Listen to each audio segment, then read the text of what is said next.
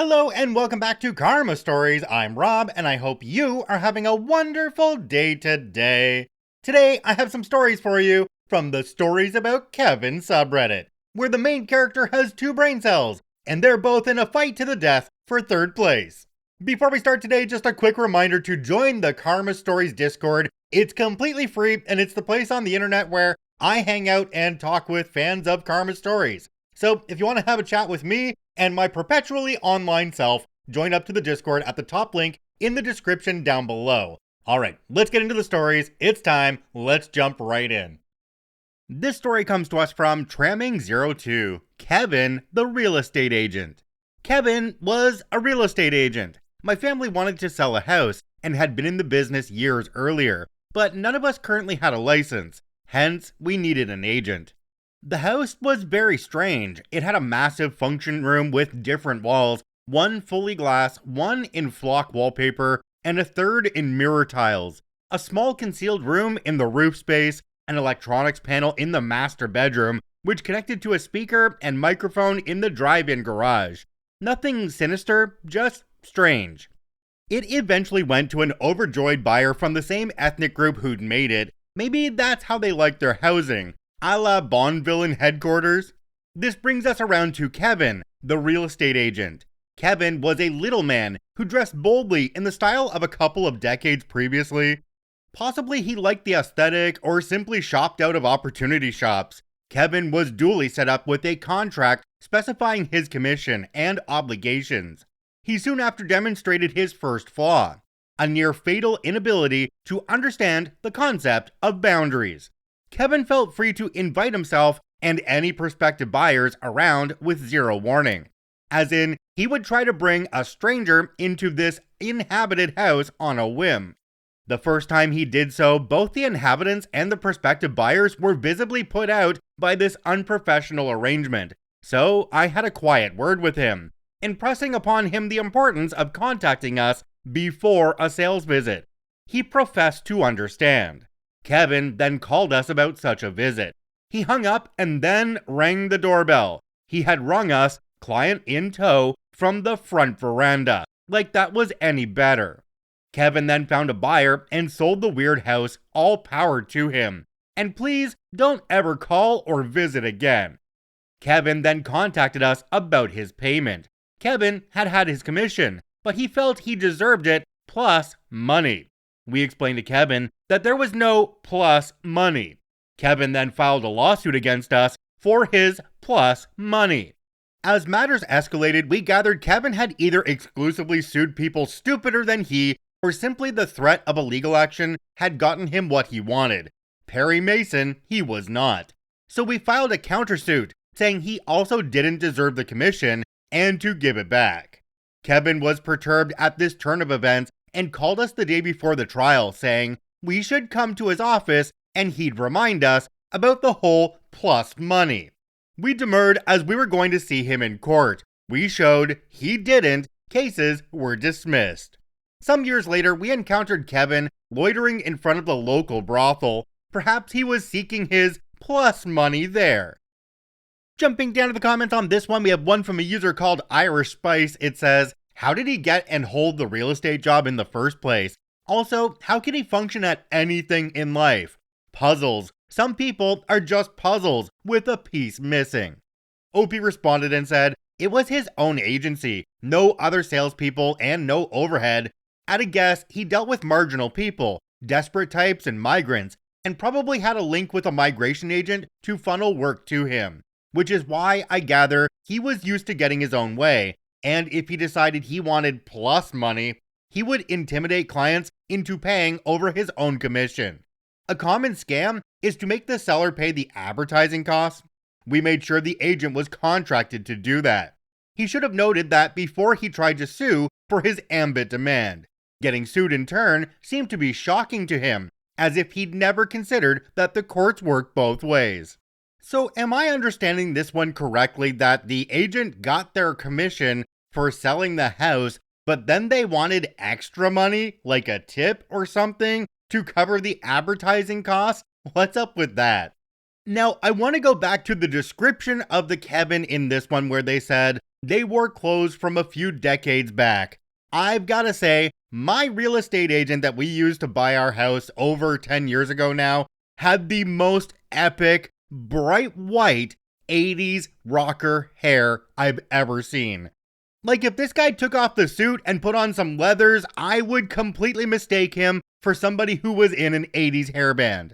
Let this just be a lesson that your style is your style and what everybody else thinks just doesn't matter. This story comes to us from S_Z, the friendly office Kevina. At a previous job, I worked closely with the CEO on big initiatives, which meant working closely with her executive assistant, Kevina. Kevina was a really nice, funny person and a good listener. She had an interesting life filled with music festivals and travel with her cool boyfriend. Something was just missing. Kevina didn't understand how web browsers work, specifically the back button. To find a page on our site, she would first type in the URL and click through the menus to the page she wanted. If she got off track, she would click the logo in the top left to return to the homepage and start over. The first time I witnessed this, I had to call over another coworker to confirm what I was seeing. I asked Kevina to navigate to a specific press release on our news page and then said, "Oh wait, it was on the previous page." Kevina let out a sigh and went back to the homepage to start over. I told her she could click that left arrow in the top corner, and she said she had her own way of doing things. She also seemed to have trouble with the desktop metaphor of her computer screen. She thought windows that went behind other windows were gone forever. She never moved windows around or resized them from the default, which resulted in her squinting at the screen or scrolling left, right to read emails. Of course, every important file was saved to her desktop, just piles of files. Daily, she would ask people to email her a file because she couldn't find it. When she got frustrated on the computer, she would start clicking randomly until something happened, which resulted in many extra windows open on her desktop and more lost files. When working on a shared Google Doc, she would delete large chunks of text to free up space for her to work. After the first few times, I started sending her Kevina-only versions that she could hack up to her heart's content. She used email like chat even though we had Slack. She would CC 10 people at noon to say, "What are we doing for lunch?" and then a reply all 1 minute later, "Anybody?" She also called me from her desk phone even though we sat across from each other. I don't know if that's Kevina behavior, but it was funny. She absolutely could not get through her head that we had separate printers for different kinds of jobs. At least weekly, she would print an 8.5 by 11 document to the large format printer, and every time she would show it around like, "How funny is this?" What's really baffling is that printing to large format required extra steps. We tried to get IT to intervene with her permissions, but our IT guy was about half Kevin himself. She routinely hung up on callers, including board members and other VIPs, while trying to transfer them to the CEO's office. This despite multiple phone trainings and written post-it notes about which buttons to press. She also let junk calls go through to the CEO, but the CEO put a hard stop to that after the second time. She kept so much random paperwork in her purse and on her desk, just drowning in paper. Printed confirmations for upcoming flights months away, printed emails for concert tickets, product return slips from last year. She wasn't old and stuck in a paper mindset. She was fully 15 years younger than me and spent hours a day on Instagram. She just didn't understand about storing things digitally for later. Another coworker hung out with her socially and said it was the same in her personal life, clicking the panic button on her keys and not knowing how to turn it off. She always drove in the direction her face was pointed, which was a problem when talking to passengers or checking the side mirrors. Coworkers had to stop spending so much time with Kevina because it was too stressful. We really liked her, but she was the missing stair in our department. When she got fired for incompetence, she tried to get us to sign a letter about how it was an unfair firing. Her replacement was the most competent administrative assistant and maybe person I've ever worked with, which felt like coming up for air after being held underwater. Jumping down to the comments on this one, we have one from a user called Devinyani. It says, "I have worked with so many people like this, It amazes me they were able to get jobs. I'm actually surprised she knows what a URL is, because I always have people say they don't know what it is.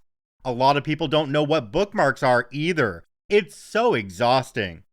I love how Kavina tried to get OP and coworkers to sign a letter about them being unfairly fired for incompetence.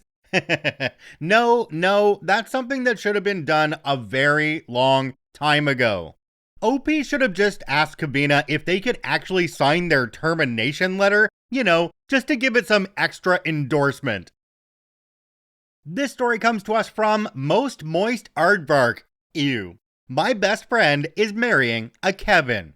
This Kevin, 28 male, has been dating my best friend, 25 female, for going on 7 years now. No, I don't know what she sees in him. One time, when I was at their apartment, which they've lived in together for years, she asked him to empty the dishwasher. He asked her where the bowls go.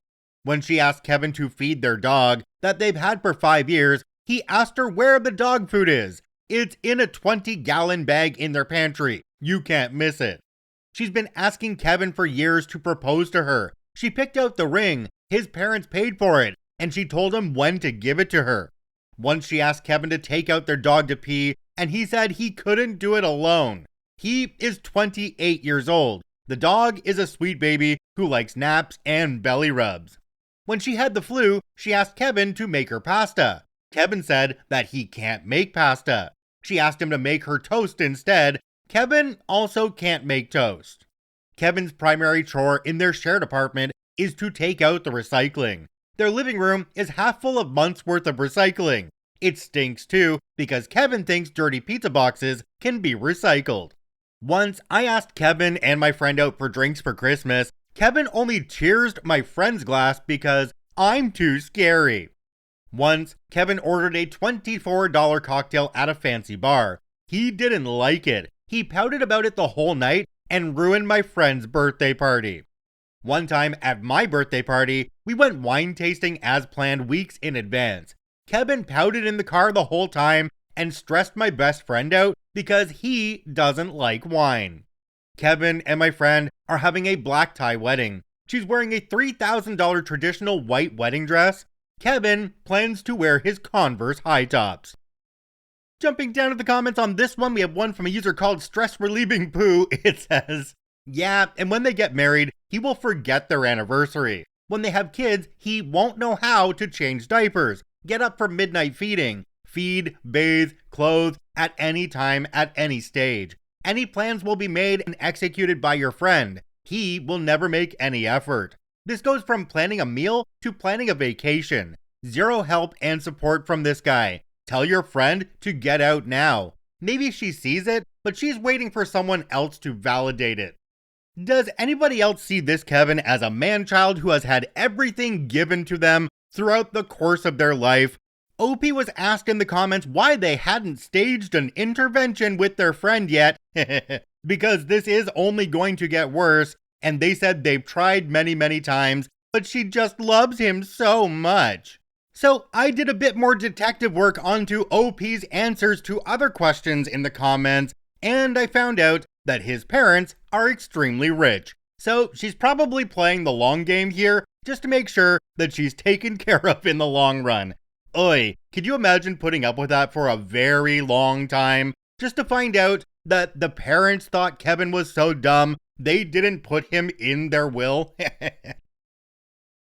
This story comes to us from Becky Detecki. Kevin wasn't where he thought he was. To set the scene, over a decade ago, the shopping plaza's anchor store was a Kmart. Other businesses nearby included an auto parts place, a discount grocery store, a fast food burger joint, a fast coffee and donuts joint, a mom and pop pizza place, and an office supply store that rhymes with Naples. I worked at the latter. Our shopping carts at the time were red. The Mart's carts were gray, as were the grocery stores. This is relevant because my first sign that something wasn't quite typical with Kevin was the fact that he pushed a big gray and blue cart into our store. But I put that aside. No big deal. One of us would just take it across the parking lot when he left. He might laugh at himself if he tried to use our cart storage and saw that it didn't nest with the others, and we'd move on with life. Shopping cart, buggy, trolley is a cart, buggy, trolley, right? I did not at that time understand I had a real life Kevin in the wild on my hands. I quickly realized it, however, when he walked over to the desk where I worked, removing viruses from 4-month-old machines loaded with adult material and no antivirus software enabled. Pretty standard early 2000s tech support. "Where's the milk?" Kevin asked, staring past or through every single indication that there was not, in fact, going to be a gallon of milk in an office supply store. Unless you counted the little white plastic cups of coffee lightener, and he didn't look like the French vanilla type. "Next door, at the grocery store," fell out of my mouth before I could think of a kinder way to say it. Easy enough to pass off as a light-hearted joke, I thought. He'll be with us any second now. "I need apples too," Kevin announced. "Oh, Kevin." "Sir, this is a Naples. The grocery store is next door." Here I pointed through the wall at my back toward the grocery store. "Huh?" Kevin so eloquently queried. Let me be clear, this was not a confused 6-year-old adorably bumbling while helping his mom on an errand, nor was this Kevin some elderly widower who had never done the household shopping until now, who needed a pep talk and 5 minutes of sympathy. This was a reasonably fit 30 to 50-ish-year-old man who presumably should be able to see huge pictures of printers in one store 30 feet away from a store with huge pictures of fruits on its front windows, and extrapolate from the available data that perhaps the former store would not, in fact, provide the consumables he went looking for. "How'd I get here?" Kevin asked. Seriously. He expected me to answer that for him. A million answers sprung to mind, not one of them kind or polite, but I caught myself and started thinking about that acronym to check if someone's having a stroke. He appeared free of symptoms, no drooping, etc. Just Kevin. "I'm not sure, sir. I wish I could be more help, but I'm confident you'll get what you need at the grocery store next door." "But where do I get my groceries?" "Oh, JFC. Let me show you. This way, please." And I left my post. Strictly not allowed, but what else was I supposed to do? Walked him back out of the sliding glass doors, along the sidewalk to the curb cut so he could keep his big gray shopping cart upright, and pointed to the tan brick building 30 feet away from our front doors. "That one's the grocery store," I said. "Oh, that's where I got my cart." And off Kevin went, back to where he'd apparently started in the first place, where the big gray and blue shopping carts were kept on the opposite side of the doors from the Naples entrance. He'd not only walked into the wrong store and started asking for unavailable products, but he walked right past the entrance of the required store to do it. When I went back in, the assistant manager asked what was up. I opted for GPS failure for that poor lost soul on the highway of life. This is one of those stories where it makes you wonder if OP was dealing with a Kevin or somebody who had a little bit of a mental setback. Like, this could be somebody that's in the middle of a medical crisis and just not showing any other symptoms. We literally don't know what's going on here. Alright, I think we'll end this one off here with a reminder that these Kevins and Kevinas are likely able to drive cars and are definitely able to vote. Hey, maybe that's how... Nope, we won't go there. Never mind. If you enjoyed this episode, I encourage you to follow us on your favorite podcasting platform, and do me a favor while you're there, give us a 5-star rating because it will help us get the podcast in front of a bunch more eyes and ears. I thank you for watching and listening. I hope you have a wonderful day, and we'll see you tomorrow.